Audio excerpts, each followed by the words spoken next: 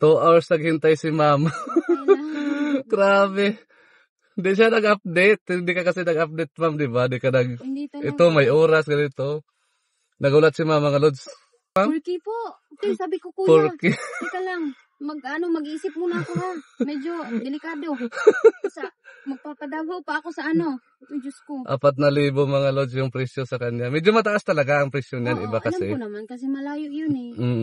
Tapos iniisip ko, magpa-PTEX na lang ako sa Grab. Pwede naman, mga 100 plus. Tapos sabi ko, magbabasa naman ako. Bitbitin ko na naman yung karga ko. Karga mo. Uy, Diyos ko.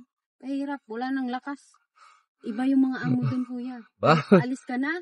Trabaho ka pa. General cleaning talaga. Uy, Diyos ko. Sabi ko, sige lang. Isang buwan naman yung pahinga ko eh. Laban. Yun, wala kasi yung update si ma'am kung anong oras talaga yung lapag niya. Hindi rin nag-update. Ganito kuya, uwi na ako dyan. 2 hours siya naghintay. Wala sa bahay kasi hanggang airport is 2 hours talaga ang biyahe ko. Kaya pag walang update, di talaga ako nagsusundo. Sayang yung biyahe ko. Okay lang yun. Yun, hintay talaga siya. Namuti yung mata niya. Uy. Hindi ko kaya yung 40 kuya. Sabi niyo. Bakit? Kaysa naman mo sumakay siya 4K. Di, maghintay na lang ba? Kasi sa PTEX kuya, ano lang yung dun eh, biyahe. Parang di oras din.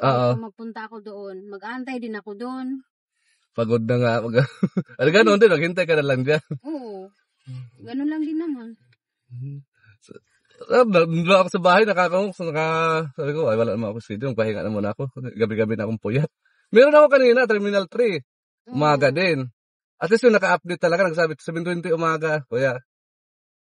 Sa'yo, kuya, nasa... Ang dami ko kasing plano, kaso hindi natupad. Sabi ko, wala kang schedule mo, wala kang schedule sa akin. May free dyan, may free wifi. Oo.